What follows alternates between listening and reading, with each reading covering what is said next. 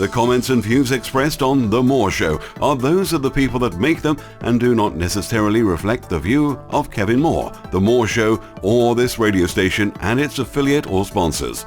This show is for entertainment purposes only. Broadcasting from the UK and across the world online. You're now watching The Moore Show and I'm your host, Kevin Moore. Now, my guest today is Anthony Peake. Now, Anthony deals with borderline areas of human consciousness. Now, he's also a member of the Institute of Noetic Sciences, the Scientific and Medical Network, and the Society for Psychical Research.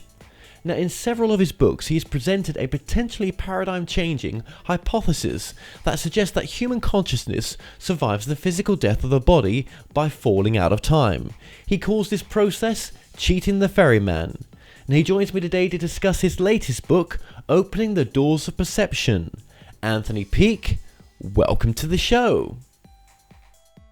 Great to be talking to you, Kevin. It's great to have you on. We did do this interview before, just to let the audience know, and this was the end of last year, and it just didn't go to plan in the sense that I tried to do the interview on location, and I just didn't have all the right equipment for it. So I'm glad that you've come back on, because I thought what we'd spoken about before was really good, and I'm sure this interview will be good as well. So just to sort of, the direction of this interview is obviously based on your new book, Opening the Doors of Perception. What does that mean as well for those who have, not come across your work? Okay. In 1954, a British writer by the name of Aldous Huxley was living in California. And the year before, he had read a paper written by a British psychiatrist who was working at a huge hospital in Saskatchewan in Canada. And in this paper, this guy was discussing the way in which taking certain hallucinogenic substances could actually bring down schizophrenics or those who experience schizophrenia from really heavy hallucinations down to a kind of, not a semblance of normality, but effectively not as severe. And this intrigued Huxley to such an extent that he contacted the guy Humphrey Osmond and suggested he came down to California to meet him and to bring some of the substance that he'd been using. And the substance that Osmond had been using with his associate Smithies is something called mescaline. Mescaline is a very, very powerful hallucinogenic substance. At that time, it was legal, so therefore could be taken. And Huxley took it, and his experience changed his life effectively. And he came to the conclusion that we all exist in a sensory universe that's presented to us by our senses that is basically a very small part of an ultimate reality. And he said that, paraphrasing William Blake, said that if the doors of perception were open, we would perceive the universe as it really is, infinite. And he then, in 1954, wrote a book on the doors of perception. And what I've done is I've taken the work of Huxley and updated it in the light of 21st century knowledge of neurology, of quantum physics and cosmology, and various other areas of knowledge, to say, well, we can look at it now and we can come to some very, very interesting conclusions about the nature of reality. And more importantly, what the Australian philosopher David Chalmers has called the hard problem of science, which is how consciousness arises effectively from non-sentient and ultimately non-living matter. Yes, okay. And this is sort of this book now, this latest book that you've done, Opening the Doors of Perception. This is really all your work wrapped up, or the best of it wrapped up in one book now, in a sense. That's not taking away any of the great work that you've done before, but this has led you into what you're doing now, which is really that we are more than our bodies. We are consciousness having a human experience, in a sense. Yes, I mean, it's very important. People who've read my books before will know this is my 10th book, and my 9th, my 10th I've just finished now, and all of the books are iterative in the sense it's my search for understanding. But people who know me will know that I take a very, very rigidly logical scientific approach to my subject matter. So for me, if it cannot be shown to be scientifically valid in some way, we have to seek other avenues to understand what is taking place. Because to me, science is the way we understand the world. Just because our present scientific model can't explain extraordinary experiences that people have doesn't mean that these extraordinary experiences don't happen. So what I'm trying to do is to say to the scientists, look, guys, you're missing something here. By understanding the extraordinary experiences that people have been reporting since written language started in every civilization across the globe, people have precognitions, people have out-of-the-body experiences, people have near-death experiences, people seem to be able to contact non-physical beings in different ways. This is a phenomenon that is universal. So our science is incomplete until we can explain it. And this is what I do. I very much take the approach of a guy called Marcello Trui, who many years ago made a statement that extraordinary claims need extraordinary proofs. And this is exactly what I do. I give you, in my books, I will give you the reference material, and I give my readers always the opportunity to come to their own conclusions as to whether the conclusions I have drawn are not right, or whether I've drawn conclusions I shouldn't have done. That's very interesting. So maybe you could create a scientific model for the paranormal understanding, in a sense, that all those modalities, whatever it may be, you've mentioned a few there, maybe channeling, psychic abilities, remote viewing, whatever it may be, there is a scientific based model for it, in a sense. Totally. The idea, as long as we get away from the trap of material reductionism, that is the idea, which is valid for a lot of the world around us. Materialist reductionism is simply we understand things by taking them apart. In other words, if I didn't know how a car worked, I could, with a basic knowledge of machinery and a basic knowledge of how gases expand and everything else, I could take that car apart piece by piece, and by doing so I could understand how the car works. But consciousness and human experience doesn't work that way, in the sense that we all have consciousnesses. We all have a consciousness which exists seemingly within our mind, seemingly behind our eyes, and this consciousness observes the world, and this consciousness makes decisions, has hopes and fears and everything else. But this consciousness cannot be quantified in any way using the present scientific model, because it doesn't have mass, it doesn't have location in space, it doesn't stop things going through it. And indeed, they've never ever discovered the location of consciousness in the brain. They will say they have. They will say that MRI scans and everything else and PET scans. But what PET scans do is they show the effect that consciousness has on the neurons of the brain. It's not consciousness itself, just like by opening the back of an old valve radio. If you saw the lights flickering on and off in the back of a valve radio, the lights that are flickering on and off in the valve radio are not the studio or the people or the orchestra that are playing. There's not a one-to-one relationship, as scientists and philosophers say. It's just the decoding of the electromagnetic signal that the antenna is picking up, and decoding it back into an audible signal through the different types of modulation that are applied to it to transmit it. So that's right, and so therefore, if our consciousness, as I look at my camera now through my eyes, if my consciousness is not within my brain, within my body, where the heck is it? And where, what is that space that it's coming from? Is it the everything, in a sense? Are we connected to everything? I would argue yes, and I would argue that science has been moving to this direction for some time now. For instance, there was a guy called David Bohm, Professor David Bohm, who wrote a book called Wholeness and the Implicate Order in 1980. And David Bohm was one of the world's leading quantum physicists. And he argued that one of the great mysteries of quantum physics is the way in which we can't join together relativity with quantum physics. They don't work together, the maths don't work together, so we have an incomplete picture of reality.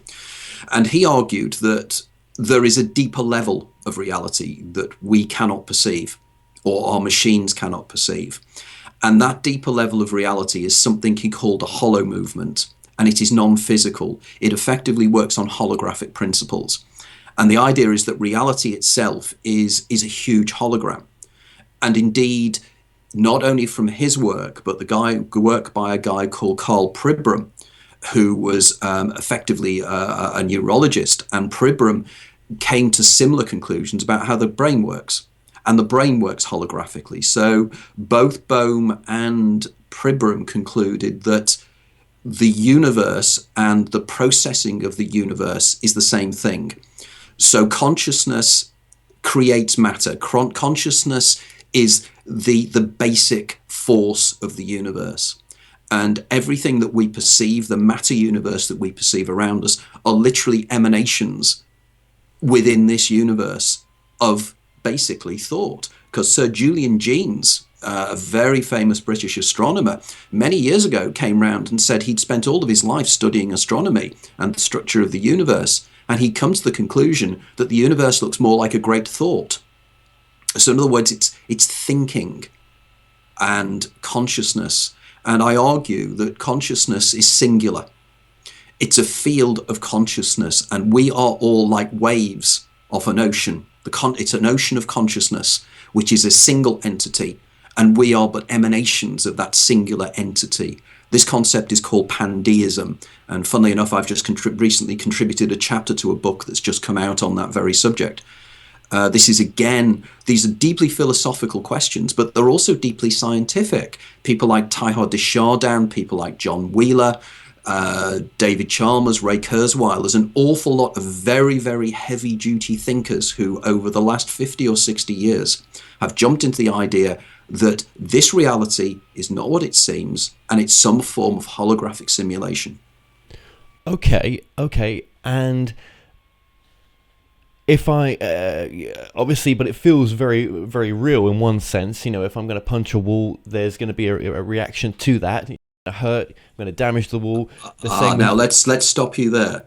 This is one of the category error mistakes that people make.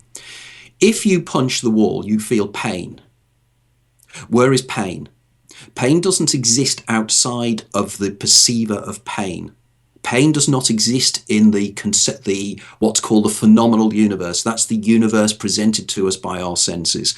Pain is a stimulus to your nerves, which causes you, whoever you are, to feel this incredibly unpleasant sensation. Even from a child, I was always fascinated as to why is pain painful? What is it about pain that makes it so unpleasant? And it's because it's something called a qualia. And a qualia is something that is created by consciousness, or is created by the thing that creates consciousness. The same goes for the damage you see on the wall. The damage you see on the wall may not be out there in three-dimensional space. I'm rereading a book at the moment called Eye and Mind by one of Britain's greatest neurologists, a guy called Richard L. Gregory. And in this book, he argues quite precisely that we do not understand the magic of vision. We don't understand how vision works, how it is that light waves hit my retina, and they are then turned into electrical impulses, which then go to the back of my brain, in the darkest part of my brain, the visual cortex at the back here. And that signal is recreated. Now, the initial signal is postage stamp sized, and it's inverted. It's bent. And it's only very small. And yet when it gets to my visual cortex recreates that image to give you the three-dimensional surround image that sits in front of your eyes. That is impossible. The brain simulates a lot of the information. The reason why we know this, at the back of your eye is something called the optic nerve. And the optic nerve causes something called the blind spot.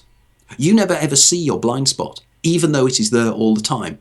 It's because the brain, get this, fills in the information that is taken out of the external world by the blind spot.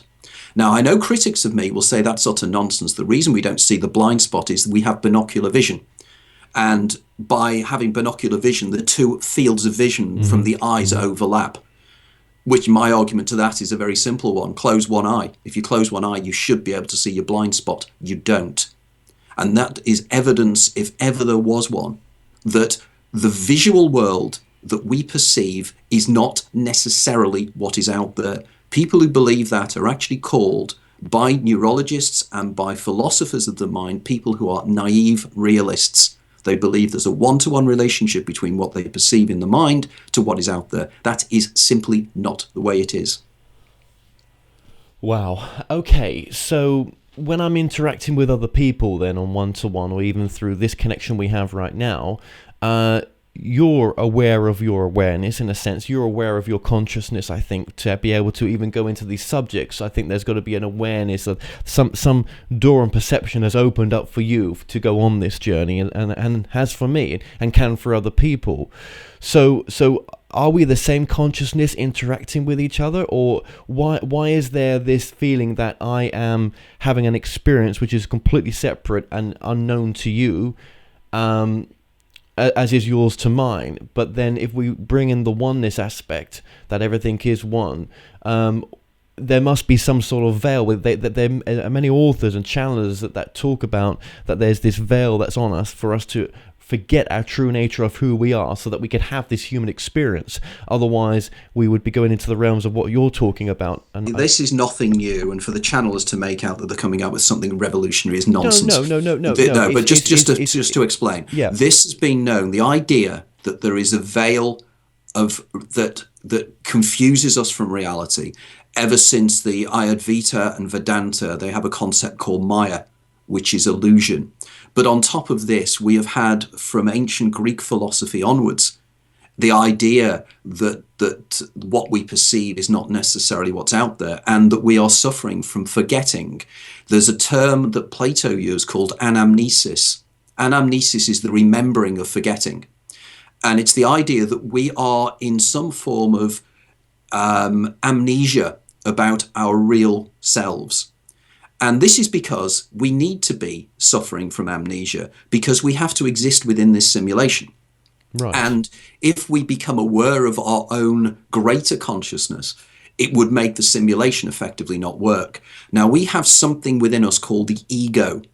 This is a profoundly Jungian concept, but it's still the idea that the ego is the thing that makes you feel that you are individuated. It's that sensation that you are Kevin and I am Anthony.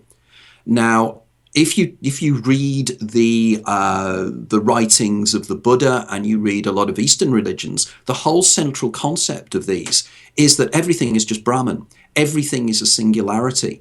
And that in order for us to advance as human beings, we have to give way and lose that strength, the ego, the wanting to acquire things, the wanting to need to be within this physical universe. Now, your other question is a more profound one. It's the idea of the problem of other minds. Now, this again has been a problem of philosophy for centuries. It's the idea of, how do I know objectively that you are sentient? Right. In other words, how do I know that you have an inner life that I can prove you have? And the actual terrifying answer to that is, I can never actually know. There is something in philosophy called the zombie. Now, this is not the idea of the zombies of horror movies. It is just the idea that if somebody was programmed to react to you in the way that it gives the impression that they are responding to your questions, are they really conscious? Now, there is something called the Turing test, which is about sentience in machines, and it's a big issue at the moment in cybernetics. It's the idea, if you could program a machine, and it's also the Chinese box puzzle, if you could program a machine that could respond to you as a normal human being would you believe that machine was sentient and had a consciousness? And the question is, we don't know. But if we are all consensually within this world, we are all consensually part of a singular consciousness that's individuated, and we are within the simulation, and you are just as real as I am real, because at a deeper level we are the same thing, but we are individuated within the simulation to give us the experiences of living this life. Philip K. Dick, the American science fiction writer, wrote about this a great deal, and I wrote a biography of Philip K. Dick a few years ago. Yeah. And Philip K. Dick, again, used very, very similar arguments to the one I'm using and the one that philosophers are using, that we are trapped within what the Gnostics would call, well, what Philip K. Dick called the Black Iron Prison, what William Blake called the mind-forged manacles. It's effectively the matrix, for want of a better term. And ordinarily, we are trapped within this matrix, and we are trapped within this quasi-false reality. For example, the reason that we perceive the physical world around us is that the act of measurement or the act of observation collapses something called a wave function. Now, this again is hard physics. This is not woo-woo stuff. This is not channeled from the planet Tharg. Read any book on quantum physics and it will tell you this. It's called the measurement problem. They know that a particle, a subatomic particle, any subatomic particle, from a photon to an electron, and electrons are the main building blocks of matter, whereas photons are the wave the carriers, the bosons, they carry signals and they carry light. These little tiny things do not exist until they are measured or observed by a conscious being. Before that, they are a wave of statistical probability. They could be in any location in any way. Now, your world around you is made up of these subatomic particles that come into existence at the act of observation or the act of measurement. There's something called wave-particle duality, and there's something whereby they believe, or they have believed for many, many years, that this is something to do with the quantum world, the very, very small. But our real world, or our solid world, is more real. But of course, everything that's in our world is made up of these tiny particles. Trillions of these tiny particles come together to make a solid reality. Now, there's a guy called Anton Zeilinger at the University of Vienna, used to be at the University of Innsbruck. He has recently worked with particles, huge molecules. There is one molecule it's got 800 atoms in it. If this particle is not observed, it is a wave. Fact. Now, this tells us something profoundly important about science and the way that reality works. And these are the big questions that science is trying to understand. And the reason this may be is because this is a hologram. That the base of reality is information. Okay, and if that's the case then, why are we choosing such painful lives? Why are we doing it the most difficult way if that is the case then? Because is that because we've forgotten our true nature of who we are purposefully to have this experience? Do you think that we've choose to have these painful experiences in a sense to learn from it? Because that's what a lot of the material that comes through channeled, through psychic, through people's creative writing as well, that the soul chooses to have this experience because there's nothing better to do on a Saturday night. Again, I have profound issues with all this channel nonsense. Well, hang on. That's okay. I channel as well, and you can have a profound problem with me. That's okay. I'm okay with that. I'm okay for you to have that issue with me. I channel. I do science. Yeah. You know. Well, I channel. I don't channel, do people. and you know what? But who's channeling? What is channeling through you? Well, for me, it's just a word. It's just a word that's been put out there. What I'd like to know here. Let me just say, if one channeler came forward with information that is actually not known scientifically or is not already within the philosophical field, I'd accept channeling. Yeah. I have never seen anything from any channeler that has actually said something that science has subsequently proven. Well, maybe what's coming through then, and what your ego's getting in the way there, maybe what's coming through is the love that comes through on the teachings that come through and better ways of living in the present moment. Because, as my channeling says, we do things in the most difficult way. And it doesn't need to be I so believe difficult. we do, because there is... That's what comes through, is the love aspect. Forget the scientific stuff just for now. One of the biggest problems we have on this planet is relationship to each other and to ourselves. The world is in a not a great place. It never has been, but it's worse now. So that's what comes through channeling, if anything. And that's okay if you've got a problem with it. I'm cool with you. I love you, bruv. It's all good. It's just the reason I have an issue with channeling is that I think an awful lot of channeling, and I can't talk for all of it, does profound damage to the kind of work I try to do. It does profound damage. It plays straight into the hands of the people that want to consider everybody to be woo-woo. And they really do, and they love it. Every time a channeler comes forward and says the world's going to end, and how many times has that happened? Regularly. Don't know any channelers that say that kind of stuff. Are you talking about Edgar Cayce said it. There's a whole line of channelers. Yeah, but Edgar Cayce never said the world was going to end in the next 100 years. Edgar Cayce said that the whole of the western coast of the United States would slide into the Pacific Ocean. Yeah, well, that's not the world. But it didn't happen, did it? No, that's not. Yeah, hang on. That's not the world, right? But what if? But it didn't happen, did it? No, but what was he actually picking up on? What was Cayce picking up on? A probability, an alternative timeline, because nothing's set in stone. We are creators of our own timeline, but there are people that can go into the future and see potentials. It doesn't mean it's going to happen. So what you're saying is then that people who make predictions and they don't happen is because those predictions haven't happened in our universe. That's right, very in convenient. Our potential timeline. That's very convenient. That's very convenient. Well, so in other words, it didn't happen in our timeline, but it happened in another one. Absolutely. Right. It's very possible. What if there's we can choose to differ but what if there's? Well, I can see it makes you angry, and I'm pleased to see an emotional reaction. That's good. It does anger me. But what if there is not just this reality, not just this universe, but multi-universes? But to be objective here and to apply Occam's razor, if somebody turns around and says next week there's going to be a huge earthquake in California and it doesn't happen, the logical position is that person was wrong. The illogical position is the earthquake did happen in another reality that we didn't see. It's like Jehovah's Witnesses turn around and say that the world is going to end, and they've had about 6 or 7 goes at that. And it still hasn't happened. Well, we have to remember as well that what's coming through here is when you do channel and I channel, it's still coming through a human filter. And unless you can, and it's difficult to get out of the way. And it's the same with psychic abilities as well. It's not always easy to get out of the way. You do your best, and I think. You're entitled to your opinion. I'm entitled to mine. You're coming from science. I'm coming from the woo-woo, which is fine. I don't mind using that word. Or I'm coming from the mystical in a sense. But what comes through my channeling is not future predictions. I mean, it does say that we do things the most difficult ways. But what comes through for me mainly is I use it to tune into my higher self. I use it to tune into my soul, and that's one thing that I'm going to use it to teach others as well. That if you cannot connect with your gut feeling, or you're not too sure what it's saying, there's an easier way to connect to your higher self, and that's through going within.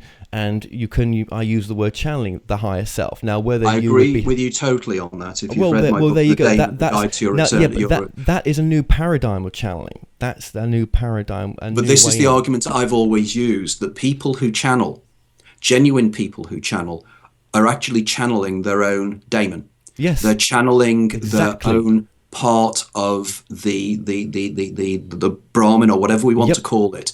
But I do the science of suggesting how it is that your higher self knows these things.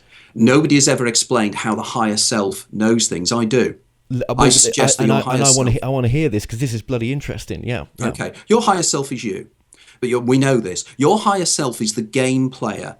Your higher self, you are in a simulation, and you are like an on-screen sprite in a simulation, where you are within the simulation and you are living this life. You will live this life many, many, many, many times. You will fulfill over thousands, if not hundreds of thousands of times and lives. You will fulfill every potentiality that Kevin Moore can have. You will marry many different people. You will live in many different places. Depending upon the circumstances of your parents, you could have been born in different places around the world initially. Yeah, okay? Absolutely. They're all in the simulation. This particular Kevin Moore has taken this particular route because a series of decisions has been made either subliminally by yourself or by your daimon and your higher self. And the daimon higher self warns you or advises you to take one route or another within your life. The reason it does that is, I argue, that your daimon has already lived this life many times for you. It has already lived, it's played your game many times. So therefore, when it sees a danger coming up or sees an opportunity coming up, it will communicate with you in the best way it can. Now, somebody who channels means that your doors of perception are more open. Your channels of communication between your higher self and your eidolon, which is your in-game self, it's much more open. And what it does, it will communicate with you and it will guide you through your life. Now, in this case, I very much take your point, and it's a very important point this. This would mean that predictions that could be made by your daemon are predictions of a previous iteration of this life, where those events did come to pass. But because this version of reality conspires in such a way that the events don't take place, your argument is then valid. So your argument about the future having happened in an alternate reality is perfect.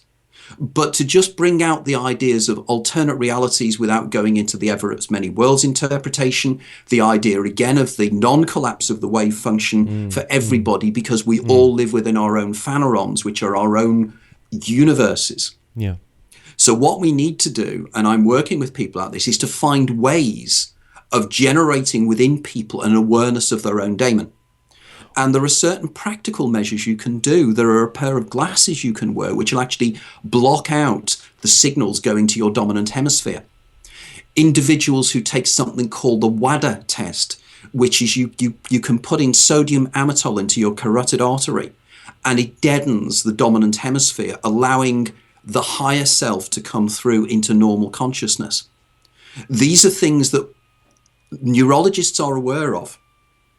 And they are very, very powerful. So for me, in my new book, I deal with channelers.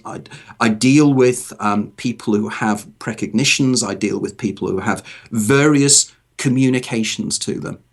What I don't like is channelers who come along and charge people a fortune. Yeah. And make themselves millionaires from the gullibility of other people. That I don't like. Genuine channelers, genuine mediums, I have great respect for. And I work with mediums, and I have a lot of mediums who are friends of mine. I believe them totally. What I don't believe are the money-grabbing charlatans and snake oil salesmen, and there's an awful lot of them out there. An awful lot of them. I don't for 1 minute think you are, Kevin. You're just not that type of person. But they are out there. If the channelers were really just in it for the help of humanity, why do they charge huge amounts of money? Well, there is that, because I mean, there's nothing wrong with charging money. Let's get that right. But the huge amounts where it blocks off other people from ever getting access to their one-to-one teachings, I don't agree with that. And I've aligned myself with people that are not like that, because it's just not what I'm about. You know, I'm going to get the name right, Minneapolis soon, and I actually channeled that answer for myself in the end by going to my higher self, and I realized, this is what the best gift of this channeling has given me, for me to go within and get the answers myself, because my daemon, my God, it surprises me how loving it is towards me sometimes, and it's you, and it knows, and for obviously, as we were talking earlier, it obviously has decided Kevin has to go to Minneapolis. But there's still that doubting Thomas there, right? Don't think there's not. There's still that part of me where those bloody tapes are playing, or voices, or tapes from past lives playing, coming up into this reality now, that that try to shift you off. Do you know what I mean? But I think totally, yeah. I think it comes down to how much does it feel right as well. It's that feeling, isn't it, that sometimes the mystics have talked about this for generations and for centuries. It's resonating. I know it sounds crazy, but it's kind of resonating with the universe. When you're in the right place and you're making the right decisions, you just instinctively know that it's right. It's when things don't seem quite right and there's a jarring, and as if your daemon is saying, because arguably it could be, for instance, Kevin, it could be that your daemon has never actually experienced or explored the avenue of you going over to Minneapolis. Oh, right. So in which case it's thinking, this is a good idea. We've not done this before. Kevin and I, me and my Eidolon, have not done this before. So it's a really exciting opportunity, and I feel that it's going to be okay, but I'm still a little bit nervous myself. It's like when you play a computer game. You take your computer character down into a new area in the dungeons or wherever. Because you've not played the game to that point before, it's totally alien to you and to your daemon. In fact, this is just very... Can I finish here? Because it's quite interesting. Yeah. This is why I argue that déjà vu sensations, and it's known this, there's been research done on this, déjà vu sensations drop off as we get older. And the reason déjà vu sensations drop off as we get older is because as we get older, we get further into the game, and it is less likely that we have experienced that part of the game before, in which case we can't remember it. In other words, deja vu is a feeling that you've done it before. Right. Because you cease to have it at a certain point, it means that you've moved on to a part of your life that you have not experienced before, neither you nor your daemon. So the both of you together are working. Your daemon still has greater knowledge because it has access to information we don't have, whereas the eidolons we don't. But it still doesn't have the full information. And I think this is probably what's happening with you at the moment. It's your daemon is not quite sure because they've never really done it before, but it's really excited with the idea that you're going to move out into this whole new world. Yeah, well, it tells me in a meditative state just what a beautiful experience it's going to be. And I trust that because it's almost coming. It is coming from my higher self, and that's so. Let's just base it there. That my new paradigm of channeling is not where you take on a persona of something else.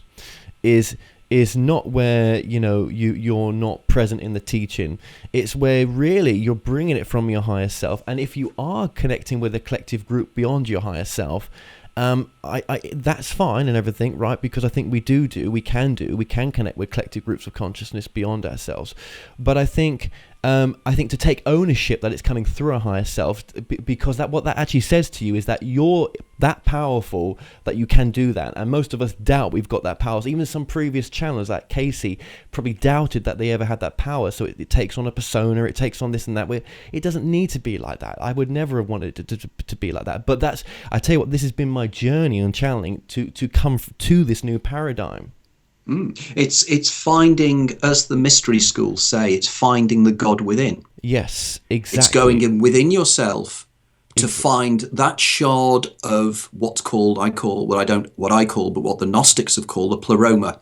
The pleroma is the place outside of this simulation, and all of us have a tiny shard of that. And this again, it's not Anthony Peake speaking here. I'm paraphrasing things like the Kabbalah, where the Kabbalah talks about the little bit that's inside your heart that's part of God. And the God is a singularity. In the Kabbalah, they call it the Or Ein Sof. In Sufism, they have a different term. But there is these, and again, coming back to Aldous Huxley. Aldous Huxley wrote a book called The Perennial Philosophy.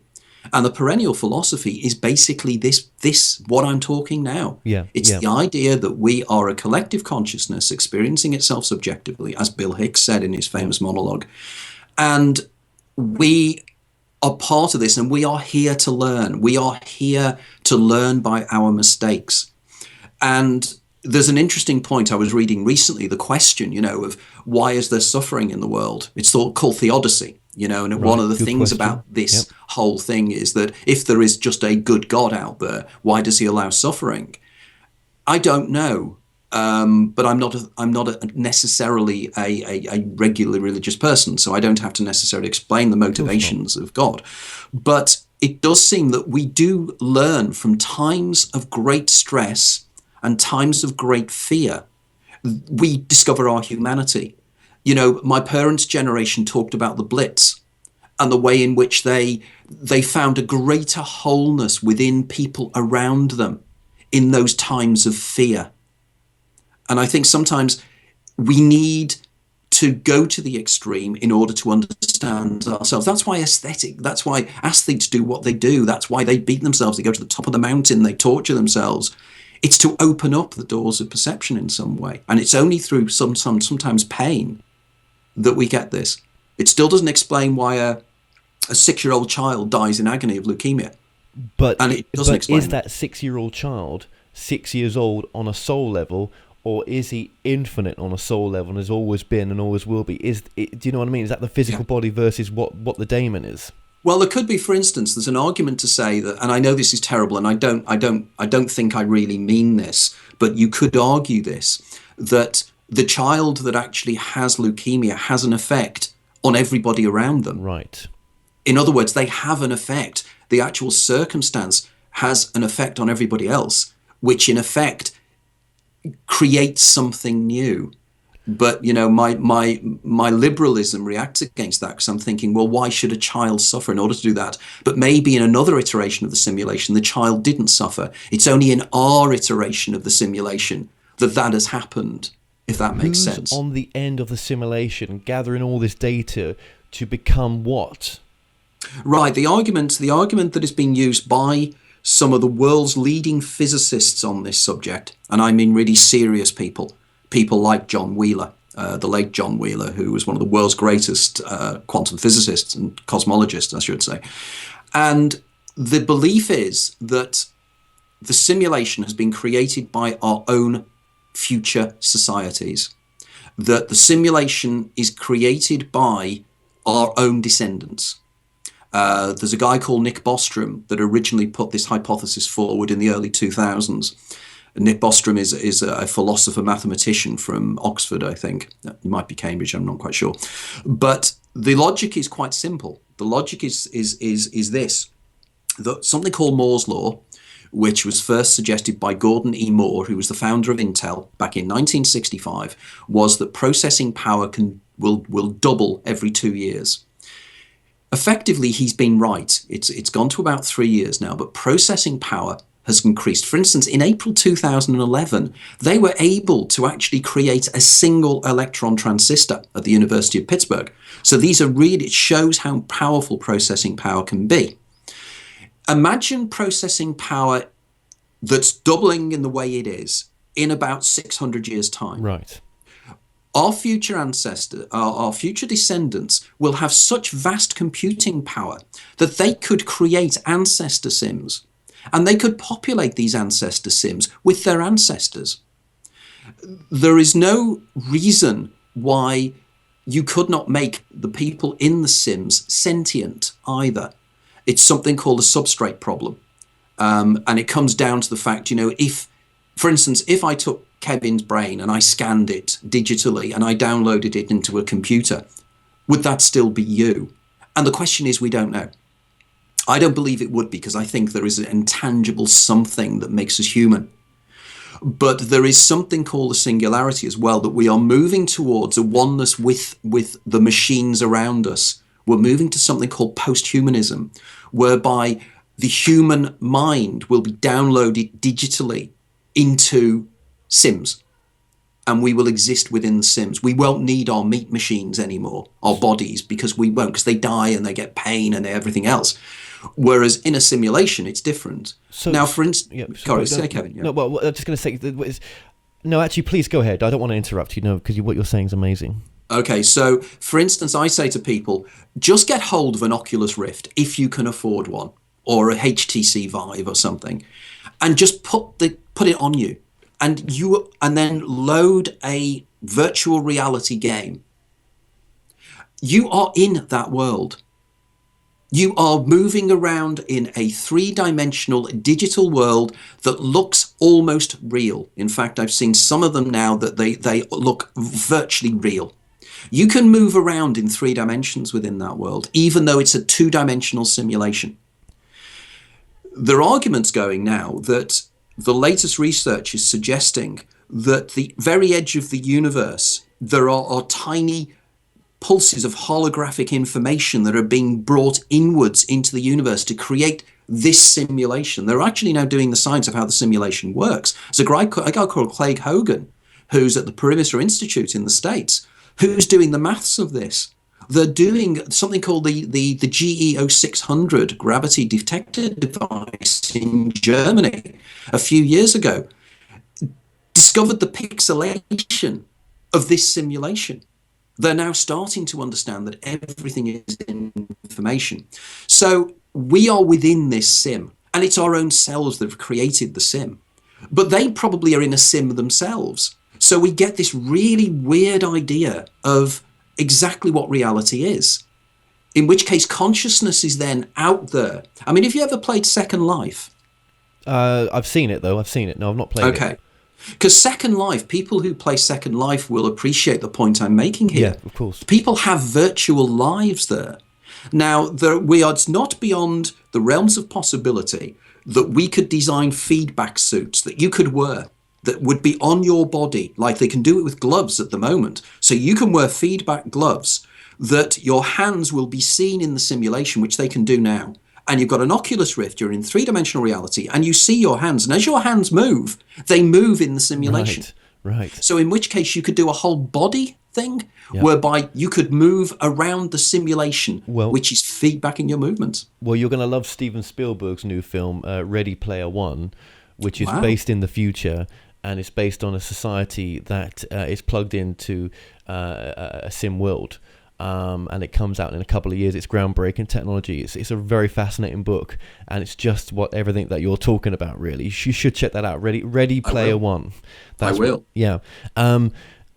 Oh my God. So do you think those that are in charge of us, if it is a sim reality in a sense that we're in, they maybe decided that they wanted to allow consciousness to come into a reality that they created to see if consciousness could evolve even further.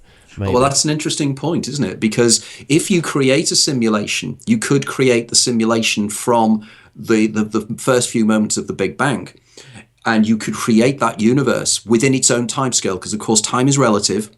Time is an illusion. Even Einstein said that. So effectively within the simulation, a billion years could be a split second for the people outside of the simulation. Now, this would explain some very, very puzzling things about the nature of this universe. There's something called the cosmic anthropic principle. And this is the fact that this universe seems to have been hardwired from the first moments of the Big Bang for the evolution of sentient life, observer life. Yeah. And I mean, right from the first few seconds, for instance, when the Big Bang took place, there was a very slight more amount of matter than antimatter. There's no logical reason for that, because if it had been an equality, the universe would have destroyed itself in the first few seconds. But there was slightly more matter, which allowed matter to become more dominant than antimatter. This had to be the case because if it had not happened, hydrogen, which was the initial substance, couldn't mutate into helium, which means then we get all the elements and everything else as well. But we then have the gravity constant. If gravity had been so tinily different, stars would not have developed and everything else. So it seems that this universe is fine-tuned for the evolution of sentient beings. But Wheeler has something called a PAP, which is called a participatory anthropic principle. And he argues that our active observations now bring into creation the distant past. Like, for instance, when you look at the Andromeda Galaxy in the sky, which is the most distant object you can see with your eye is processing the photons and the light waves from that galaxy as it was millions and millions of years ago. Yes. But they can do an experiment called the delayed choice experiment, which shows that your observation of that galaxy now influences the way the galaxy looked millions of years ago. Sounds crazy, but all I can say for anybody, just look up. It's John Wheeler's participatory anthropic principle, and it's to do with gravitational lensing. It's a thought experiment he has suggested using something called a twin slit experiment in terms of gravitational lensing, and it is stunning. So there is all this evidence that this is not only a simulation, but it's been a simulation that has been created in order for Kevin Moore and Anthony Peake to be having this conversation now, which is uncanny. So why are we creating our reality where, for example, I've created a reality right now where I love what I do, but it's just been such a struggle financially, and I'm fed up with that now, right? I've got to a point where I just can't take it anymore, yeah? Why do we create realities where they're not so great? And what is... because there's been a lot of material out there that says that we create our reality. So if that is true, then we can uncreate it and create a new one. But, I suppose what I'm heading towards is law of attraction a bit. What you think of, you create. And I can say 100% hand on my heart that stuff really works, because time and that answer, that call was answered. So I'm not going to say any more, but yeah. Yeah, well, I think we were going back to what we were saying before, that sometimes it makes us better human beings by having to suffer for things. There's the old diktat that the wealthy know the cost of everything and the worth of and the value of nothing. So sometimes by struggling, we far more appreciate the world we're in and the things we do and the people around us.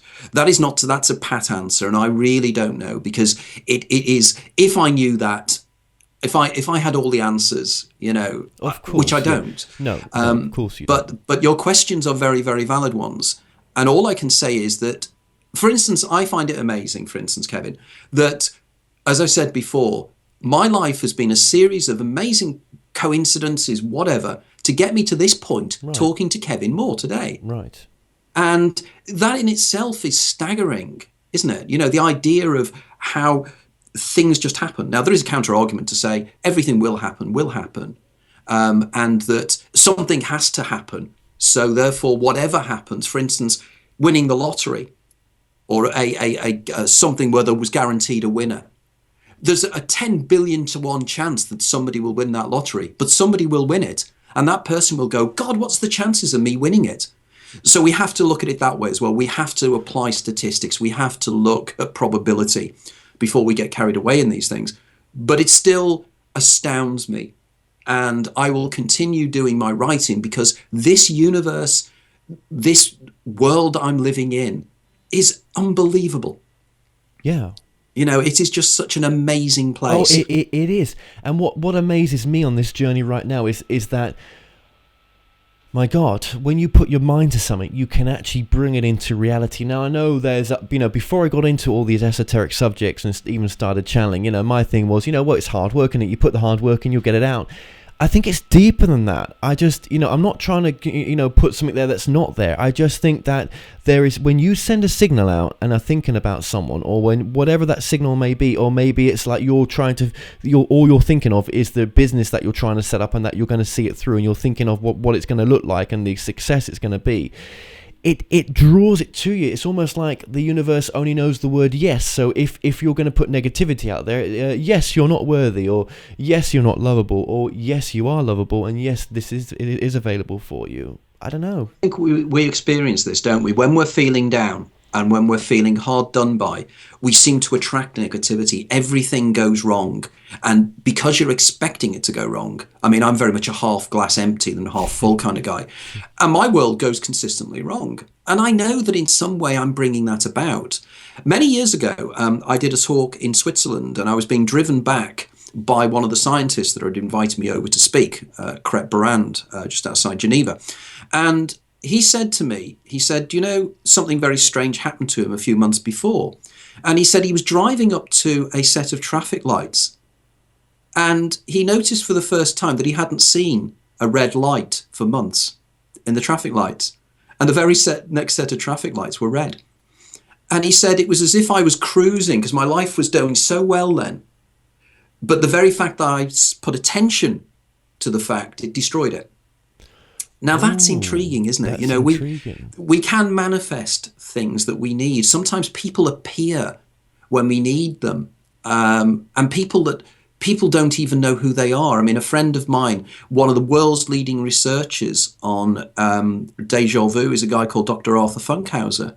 And Art was telling me that he was lost in India once. He got the wrong train, and he got off at a station, and the train left. And he realized there wasn't going to be another train for days. He had no money, and he was in a desperate situation in a foreign country. And he just sat and he said to himself, please, I'm in desperate straits here. And he said a car just appeared down the road. This is a really true story. A car appeared down the road. This guy gets out of the car from nowhere, turns around to Art and says, you need help. I'll drive you back to the nearest town where you can get a train, and I'll give you some money. And this guy gave him money, and then Art said to him, thank you so much for this. I need to give you the money back. When I get back to Calcutta or wherever it was, I'll seek you out. And the guy gave him his address to give him the money. And when he got back there, the address didn't exist.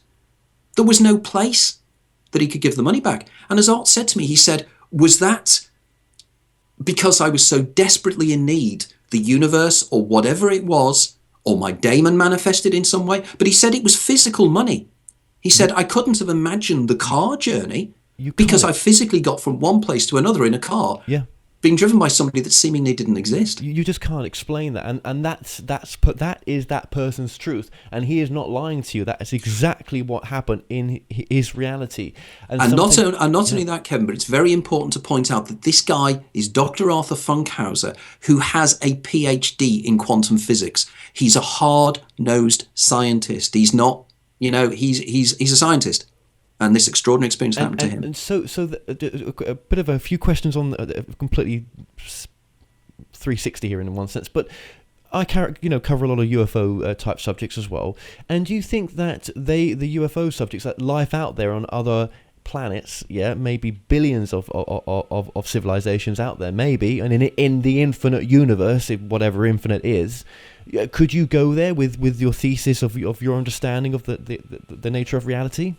Watkins, my publisher, have already given me an advance to write the sequel to my latest book, because they were so delighted with how the book has come out. Yeah. And this effectively, the provisional title of this is going to be Through the Doors of Perception. It's going to be the entities when we go through the doors of perception, when we take DMT or when we have the body experiences or whatever, people encounter entities. My analysis is now going to be what is the source of those entities? Are they sentient beings? Are they something more? Now, I've been following ufology for nearly 50 years, and it's a subject that I rarely talk about, but I do know a great deal about it right from the early years, and I know most of the major cases and most of the major characters. And I think it was 1969, a guy called John Keel wrote an amazing book called Project Trojan Horse. Mothman, yeah. And the guy that did Mothman and everything else. And if you read John Keel, he is of the impression that the people that manifest in UFOs, it's far more interesting and far more complex. It's to do with something inside ourselves, that they are part of this planet in some way, which is very much the ideas of somebody like Jacques Vallée, who's a French ufologist. And I believe that there are other entities that have sentience that are within the simulation, or maybe just outside of the simulation, I'm not sure. And these are the things that seem to come during possessions. They seem to be negative beings in some way. And I think that the UFO phenomenon in some way ties up with this. In fact, you're probably aware that Whitley Strieber wrote the foreword for my book. Yes, that's right, he did, yes. And Whitley, when I've discussed his experiences with him using my daimon analogy, he's starting to believe that that my model is a very good explanator for the experience. Yeah, because I've always been one to say, look, nuts and bolts researchers are fine, and that's your passion. Live your passion, because it does help other people. It definitely helps yourself. But I've always felt that it's way beyond that. And now there's a new paradigm of people coming into the UFO field, and it's all moving into the consciousness arena. You cannot get away from that right now. But there is the argument that you can't deny the fact that there are physical effects of UFOs. You can't argue that there's evidence that in some way they are physical. But the question then is, what do we mean by physical? Well, so then we go down. I come back to this, right? I love the UFO subjects, but the most important thing to me is how does that improve your life in the moment now? Is that making civilizations, or we're frigging building walls soon in Mexico, between America and Mexico. I mean, we don't need any more walls. There is bigger issues going on right now with just trying to get the relationship with oneself fixed. Yeah. And I think you can't change the world, but you can change yourself. And what I like about your work is it does tell you to go within. Now, just one thing about Cayce as well that's been coming to me that I just want to mention is that he was more successful in his readings for health readings, where he would give cures to people, than any prophecy stuff. So if I was going to say what did Cayce do that was really amazing, it was the readings that healed people through health, and you can't get around that. Do I agree with the ARE that's set up in his name? Not completely. No, I don't think he wanted a following like that, but that's fine, right? It's just, if there was one aspect I wanted to say about Cayce. Yeah, I believe there are certain human beings that do seem to be able to, again, going back to my doors of reality analogy, the Huxley original and everything else, that there are certain people that seem to be able to attune to a wider spectrum of reality than we can. Their doors of perception are open to such an extent that they can perceive things we cannot perceive as neurotypicals. And Cayce was probably one of them. Cayce is someone that I work with in the channeling, and someone asked Cayce on my behalf, where did all this information for these cures come from? And the answer that came through was one that I wouldn't have really made up myself. I don't think was he had a council that he would go to in the trance state that would give him the cures. These council had never incarnated on planet Earth before. What truth there is in that? Am I making it up? Do I have a wonderful imagination? I don't know. That's what just came through. Right. Well, there is the counter argument. For instance, if you read many of the books on dimethyltryptamine and ayahuasca, you will discover that the anthropologists have long been intrigued as to how they discovered the two particular plants they needed to put together in order to create ayahuasca. Exactly. Because without going into great detail, you need the two plants. One does something to the other to actually ensure that they work properly. Yep. And they said that the shamans said that when they went shamanic traveling, the entities of the spirits of the plants told them what to do. Exactly. And, it's amazing. It's amazing. Now, look. Let's just go back to a bit of practicality with your work as well, because we've not got very long left. If someone's suffering, if someone, if anyone watching this now is not living their greatest life, or they're just, things aren't fantastic in whatever mode or method whatever's going on with their life, there's something about opening your own doors on perception and connecting with your daimon that can heal a lot of this in the moment now. But are people ready for it? So what do you think about the words that I'm saying, that by going in and beyond into your I'm not getting my words wrong here.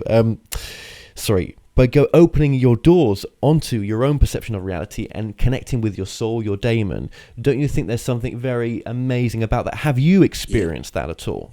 I have had experiences whereby sort of coincidences and precognitions have taken place, and circumstances by which this reality has been warped in time and space in order for me to save my wife's life a few years ago. I know that happened, so does she, and it was impossible. Without going into detail, I was on my computer one Sunday morning, and Penny was upstairs, and I heard her scream, and I thought to myself, oh dear, there's a spider in the bath. I'm going to have to go up and do something with the spider. And I sat and I thought about this for what seemed to be a few seconds, and then something inside me said, no, this is more dangerous. So I stood up and I ran to the foot of the stairs, which was, and there's a video of this on my Facebook page if anybody wants to see the distance it took. And I got to the foot of the stairs to see Penny in midair falling down the stairs. I had sufficient time to manipulate my body so I could catch her and put my hand behind her head, because if she'd have fallen, she'd have smashed her head open on the door lintel.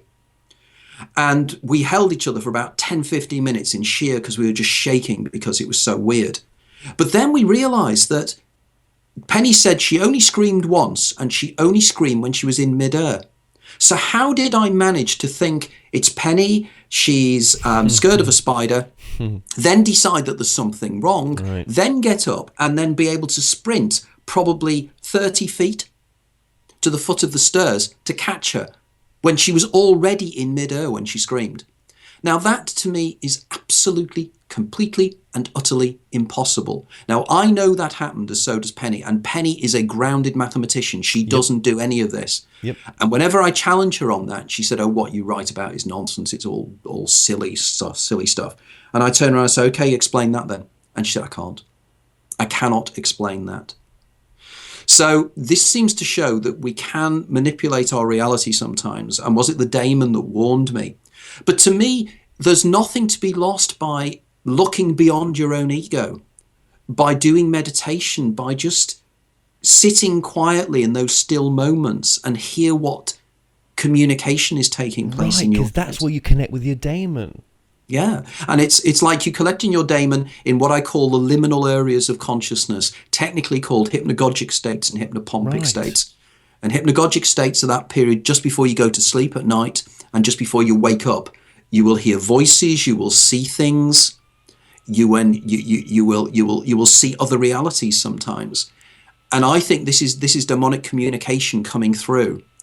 And I think all of us should listen to our daemons more, because if we do, it means that we will be able to move on spiritually, because we'll start to be aware of the nature of the simulation. And then the question arises, if we all then become aware that this is a simulation, what happens to the simulation? Right, and that's a billion-dollar question. I thought it was interesting what you were saying, that we've potentially, like a Groundhog Day, lived this life so many times before, the same life. Not, forget about past lives or future lives that we can move on to, that we keep coming back to this life until we get it right. How many times do you think we do that? Is there no way of sort of predicting that, really? Well, I'll put it this way. I interviewed on my podcast a few years ago Danny Rubin, who was the guy that actually wrote the Groundhog Day movie. Oh, right, yes. And again, Danny bought my book and gave copies of my first book to all his friends at Harvard, because he said this guy's done the science of Groundhog Day. And Danny turned around to me and he said that he believed that in his mind's eye, when he wrote the story, that Connors lived that day 40, 50,000 times, and followed through every alternate option he had. Remember, he learns a foreign language, he does all these things. And it's a very, very interesting book, a very, very interesting storyline. And it's very similar to my cheating the ferryman hypothesis, which is what I call this, in that Connors initially, he is a daemon effectively existing in an eidolonic body, isn't he? Yes. Because after the first day, he remembers what happened the day before. And then after the second day, he remembers what happened to the 2 previous days. So he uses his ability to carry forward all the information from all the previous days, initially to his own advantage. He remembers things about the girl that he can then bring up in conversation with her, which means that he's going to be able to sleep with her, because she's going to think, God, he empathizes with me so much. He then finds that that isn't really what he wants out of life. So then he starts to teach himself things. He goes from being the person that's completely selfish to wanting to learn more. So he teaches himself how to play the piano. Do you remember? He plays the piano. Then he teaches himself foreign languages. Then he gets, because initially he just wants to kill himself, because he keeps trying to kill himself time and time and time again, but that doesn't work. That's right. So then he tries to use to an advantage, tries to bed the girl. That then doesn't make him feel fulfilled. It's all Maslow's hierarchy of needs, by the way, if anybody's come across Maslow. So then what he does is he then realizes that the way to really become self-actualized as a human being is to do good for good's sake. So he's running around the town. He catches the little boy who falls out of the tree. He tries to help the old lady that gets run over crossing the road. And he tries to help the tramp. And suddenly, because he has now become a more rounded human being, he has evolved within his eidolonic consciousness, he's then allowed to move on to the next day. And I think that's what happens with us. We live the same life over and over again. It's always different. It's not the same life, like Ouspensky and Nietzsche said. It is a different life, because the daemon guides you. But your higher self guides you through the life to make you become almost an avatar within this world, that you become a completely perfect human being. Yeah, yeah. And when you then do that, you're allowed to move on. Yeah. And the ancient Greeks used to talk about this. The ancient Greeks had exactly this philosophy. And when you died, you were given the opportunity to go back by drinking the waters of the Lethe. And the waters of the Lethe, one of the tributaries of the rivers of the Styx. Yeah. You drank this water and your life memories of your previous life were cleaned, and you went back to live your life again, having forgotten the fact. It's anamnesis again. So you live the perfect life, and then suddenly you move out of the game. Or you choose to come back as an avatar within this world to help people. And is this the description of what we call saints, or people that seem to just have this inner purity about themselves? Yep. I believe they are people that have come back into the simulation, knowing that it's a simulation, to help people without giving them sufficient clues. Because if you knew this was happening, you probably wouldn't work in the same way. You need to be unaware of the fact it's happening to you, and your daemon needs to be aware. And I will say this, sometimes we get tested, because I was in a bar last night just talking to this chap about my travels for the next 6 months, and he was quite a spiritual guy, and he left, and his last words to me were, think twice about before you go. Just think twice about before you go. And I'd never met this guy before, and I was like, oh my God, what a test that was. Yeah. He was testing me there. Do I really want to go or not? That guy's been sent to me to test me, because I didn't know him from nowhere. He took the time to listen to my story, and what he had to say. And I think we get tested sometimes. We do. Yeah. You're quite right. And effectively, one of the other movies, because I consider this idea is subliminal within the zeitgeist. So we're getting more and more movies dealing with this. Vanilla Sky. Oh, great movie. Do you remember the sequence in Vanilla Sky when the guy in the white suit turns up in the bar? I don't know if you remember it. There is right. David Ames, the central character. Yeah. And he's living a dream of his own life. Right. He's living in a simulation of his own life, which is exactly what I say. And this character in a white suit starts talking to him in the bar. And he says, David, this is all in your mind. This is a simulation. You can make things change by just being aware of it. And you remember, he turns around to me and he says, shut the fuck up. And suddenly everybody around him stops. Yes, and it's silence. Now, I'd argue that in that movie, that person who actually was a member of the company that was running the simulation, who was placed into the simulation to talk to him, that effectively was his daemon. And if you remember in the final sequence in the film, he's going up in the lift and his daemon in the white suit is in the lift with him. He goes to the top and he decides to kill himself. And he jumps off the building.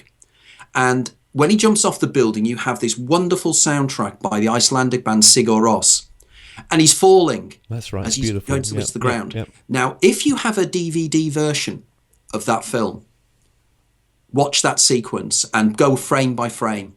Because you will find, segued within the frames, are a series of photographs. And the photographs are the life of the director, Cameron Crowe, from the time of his birth to when he did the film. And it's what in the near-death experience is called a panoramic life review. It's one of the known things that you have at the end of your life, your whole life flashes before your eyes. So let's just add this, right? Because I know we're at the very top here. Let's just add this. If I wasn't going with love, I wouldn't be going to go to the US now. So I'm going from what the joyous, loving feeling. Even though, I've connected with my daemon to get the answer, right? And I know that your daemon also tests you as well. So what is the right answer? All I can say is when you do connect, it's what's the most loving part? Where is the love? And that will always be the answer. And is that what we're here to discover, rediscover, by knowing what love is in a sense? I don't know. I mean... I believe so. And again, I strongly advise anybody to look into the work of a guy called Tom Campbell, who is a physicist who... He's been on the show a few months ago. So you know Tom, don't you? Yeah. And of course, Tom uses the concept of love in his model. He does. And I've chatted with Tom many, many times. And it's again the idea that it does seem to be that we are needing to find this inner something, the inner goodness that's within us all, that shard, that spark of the pleroma, that part of the Or Ein Sof that's inside us all, to allow us to progress to something greater. And that is maybe going back into the collective consciousness, which is God, for want of a better term, the collective of everything. The information, the noosphere, as Teilhard de Chardin called it. The idea of moving back to the singularity. And it makes sense to me. It may not make sense to other people. I think it makes sense to you, and I think it makes sense to an awful lot of people who are spiritual. And it works for me, because in the final analysis, all my writing, all my books, all my interviews I do, this is all my journey, just like your life is your journey. You do it by channeling, you do it by following your muse, following everything. I do it by researching and writing. It's the same thing. It's the same thing. Very much. I'd make the final point to say there are many paths up there are many paths up the mountain, but the view from the top is still the same. That is so true, my friend. Okay, so would you say then that so do you think on this is my final question, right? I swear. Do you think on this path that you've been on for these 15 years or more, do you think that, look, we all have internal issues, we all have things that we're not happy with, we all have sides of us that we never talk about sometimes?